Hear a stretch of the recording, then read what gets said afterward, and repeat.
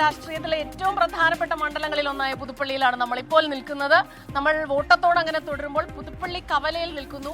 നമ്മൾ ജനങ്ങളിൽ നിന്ന്, അവരുടെ വോട്ടേഴ്സിൽ നിന്ന് അവരുടെ പ്രതികരണങ്ങൾ തേടിയിരുന്നു. ജനശബ്ദത്തിലേക്കാണ് ഇനി.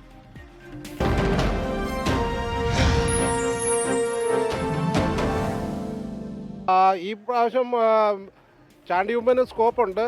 പിന്നെ വർഷങ്ങളായിട്ട് ഉമ്മൻചാണ്ടി സാറ് നിന്ന ഒരു മണ്ഡലമാണ്. എനിക്ക് തോന്നുന്നില്ല ഈ പുതുപ്പള്ളിക്ക് വേണ്ടി ഒരു പ്രത്യേകിച്ച് ഒരു ഇത് ചെയ്തിട്ടുണ്ടോ എന്ന് സംശയമാണ്. ചാണ്ടി ഉമ്മൻ ജയിക്കും. ചാൻസ് പുള്ളിക്കാണല്ലോ. അതിന്റെ കാരണം എന്താ? ഇവിടെ ഒരാളാണ് അച്ഛൻ മകനെ ജയിച്ചോണ്ടിരിക്കുന്നത്, അതുകൊണ്ടായിരിക്കും. അടിപൊളി ജയിക്കുന്ന കാര്യം നമുക്ക് ചാണ്ടി ഉമ്മൻ സാറാണ് എല്ലാം ജയിക്കാൻ സാധ്യത. ഉമ്മൻചാണ്ടി സാറ് ഞങ്ങൾക്ക് ഒത്തിരി സഹായമൊക്കെ ചെയ്യുന്നുണ്ട്. നല്ല ഓർക്കാൻ പോലും മറക്കാൻ പറ്റാത്ത ഒരാളാണ്. അതിവിടെ സ്ഥിരമായിട്ട് കൈപ്പറ്റിയല്ലേ ജയിക്കുള്ളൂ. അതിപ്പം മാറി ജയിക്കുന്ന ചാണ്ടിയമ്മ മാത്രമേ ഉള്ളൂ, 100%. ഇതൊരു കാരണം എന്താ? കാരണം ഉമ്മൻചാണ്ടി സാറിന്റെ കാലം മുതലേ സാറിനെ സ്നേഹിച്ചപ്പോൾ തന്നെ ചാണ്ടിയമ്മനെ ചെയ്യുന്നു. ചാണ്ടിയമ്മൻ പുള്ളിയുടെ പ്രവർത്തനം കൊണ്ടാ. എങ്ങനെയുണ്ട്? നല്ല പ്രവർത്തനം. ഈ തവണ എങ്ങനെയായിരിക്കും എന്ന് ചോദിച്ചാൽ കഴിഞ്ഞ പ്രാവശ്യത്തെ പോലെ ഒരു ഭൂരിപക്ഷം ഏതായാലും UDF ഉണ്ടാകത്തില്ല. UDF അനുകൂലമാണ് തരംഗം. കാരണം ഉമ്മൻചാണ്ടി സാറിന്റെ സ്മരണകളും പിന്നെ ചാണ്ടി ഉമ്മനെ ആദ്യം കിട്ടിയിട്ടില്ല, 2.5 വർഷത്തിൻ്റെ ഇതല്ലേ കിട്ടിയിട്ടുള്ളൂ. അതുകൊണ്ട് ആ ഒരു തരംഗം ഇപ്പോഴും ഉണ്ട് എന്നുള്ളൊരു ഇതുണ്ട്.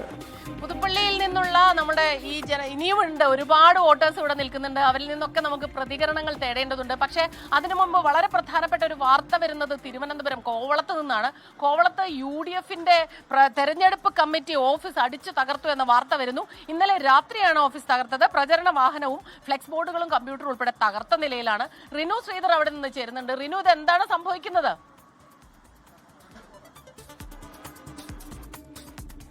സ്മിത, എം വിൻസെന്റ് നമുക്കറിയാം നിലവിലെ MLA കൂടിയാണ്. അദ്ദേഹം മത്സരിക്കുന്ന കോവളം മണ്ഡലത്തിലാണ് UDFന്റെ കേന്ദ്ര തെരഞ്ഞെടുപ്പ് കമ്മിറ്റി ഓഫീസ്. ഉച്ചക്കടയിലാണ് ഈ ഓഫീസ് പ്രവർത്തിക്കുന്നത്. ഉച്ചക്കട ജംഗ്ഷനിൽ പ്രവർത്തിക്കുന്ന ഈ ഓഫീസ് ഇന്നലെ രാത്രിയുടെ മറവിൽ ആരോ അടിച്ചു തകർത്തു എന്നുള്ളതാണ്. ഇതിന്റെ മുന്നിലുള്ള ഫ്ലെക്സ് ബോർഡുകൾ, ഒപ്പം ഓഫീസിനകത്ത് പാർക്ക് ചെയ്തിരുന്ന പ്രചാരണ വാഹനമുണ്ട്.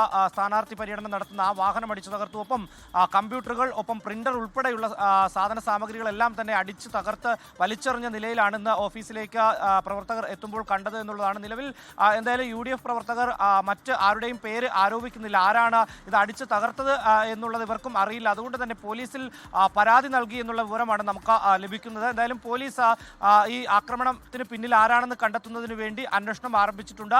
CCTV ദൃശ്യങ്ങൾ ഉൾപ്പെടെ കേന്ദ്രീകരിച്ചുള്ള അന്വേഷണമാണ് ഇപ്പോൾ നിലവിൽ നടക്കുന്നത്. വ്യാപകമായിട്ടുള്ള നാശനഷ്ടം ഉണ്ടായി എന്നുള്ളതാണ് UDF നേതാക്കൾ പറഞ്ഞത്. സ്മിത,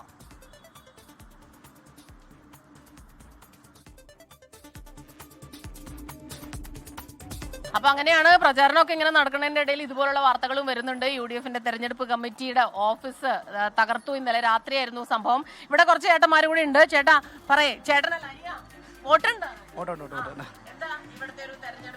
തവണ പുതുപ്പള്ളി മാറി ചിന്തിക്കും. തീർച്ചയായിട്ടും ചിന്തിക്കും ഇടതുപക്ഷത്തോട്. കാരണം കഴിഞ്ഞ ഒരു 10 വർഷക്കാലം ഈ കേരളം മാറിയതുപോലെ വേറൊരു സംസ്ഥാനവും മാറില്ല. പക്ഷേ പുതുപ്പള്ളി കഴിഞ്ഞ 53 വർഷക്കാരോട് ഒരു മാറ്റവും ഇല്ലാതെ അതേപടി നിൽക്കുകയാണ്. ഇത്തവണ പുതുപ്പള്ളി മാറി ചിന്തിക്കുമെന്ന് തന്നെയാണ് പറയാനുള്ളത്. ഈ യുവാക്കൾക്ക് രാഷ്ട്രീയത്തിൽ വലിയ താല്പര്യമില്ല എന്ന് പറയുന്നു. നമ്മുടെ അഭിപ്രായം? തീർച്ചയായിട്ടും രാഷ്ട്രീയത്തോട് താല്പര്യമില്ല എന്ന് പറയുന്നത് പറഞ്ഞ് പരത്തുന്നതാണ്. പക്ഷേ അത് നമുക്ക് രാഷ്ട്രീയത്തോട് താല്പര്യമില്ല, രാഷ്ട്രീയം നമ്മളിൽ ഇടപെടുമെന്നാണ് ഞാൻ വിശ്വസിക്കുന്നത്. ജനാധിപത്യത്തിൽ വിശ്വസിക്കുന്നവർക്ക് അങ്ങനെ ഇടപെടാതിരിക്കാൻ കഴിയില്ല, അല്ലെ? ചേട്ടന് ഈ അഭിപ്രായം തന്നെയാണോ? മാറ്റമുണ്ടോ? പുതുപ്പള്ളി സംബന്ധിച്ച് NDA സ്ഥാനാർത്ഥി വരികണം എന്നുള്ളതാണ്. അതെ, കാര്യം വെച്ച് കഴിഞ്ഞാൽ വികസനം യാതൊന്നുമില്ല. എൻ്റെ വീട് ഇവിടെ 150 മീറ്റർ അപ്പുറത്താണ്. ഇവിടെ ഏറ്റവും രൂക്ഷമായ പ്രശ്നം കുടിവെള്ളം. ഞാൻ എൻ്റെ വീട്ടിൽ കഴിഞ്ഞാൽ തൊട്ടടുത്ത് തന്നെ ഞാൻ തന്നെ ഫ്രീ ആയിട്ട്, എൻ്റെ ഫാദർ ഫ്രീ ആയിട്ടൊരു സ്ഥലം കൊടുത്തിട്ടുണ്ട്. അവിടെ പമ്പ് ചെയ്ത് വെള്ളം ചെയ്യുക.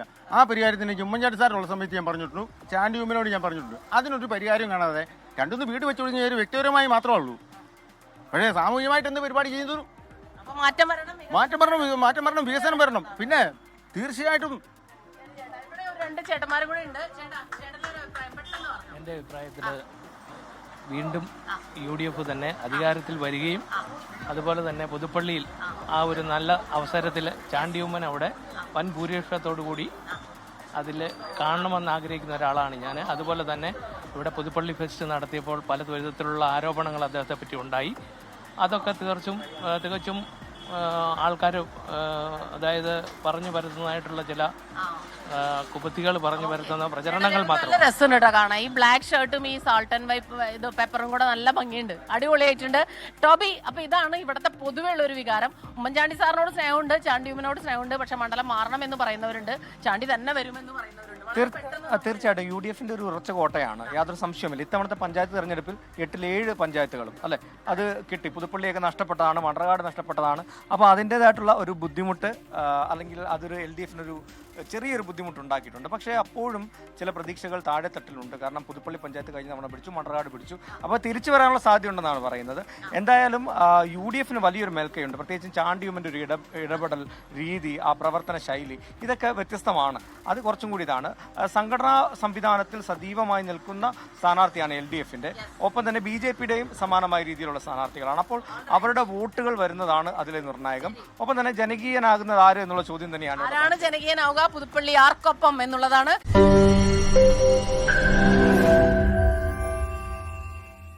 ലോകത്തെവിടെയായാലും ഏത് സമയത്തും 24 വാർത്തകളും ഓഗ്മെന്റഡ് റിയാലിറ്റി പാക്കേജുകളും എക്സ്പ്ലെയിനറുകളും വിശദമായി കാണാൻ ഞങ്ങളുടെ YouTube ചാനൽ നിങ്ങൾക്ക് സബ്സ്ക്രൈബ് ചെയ്യാം.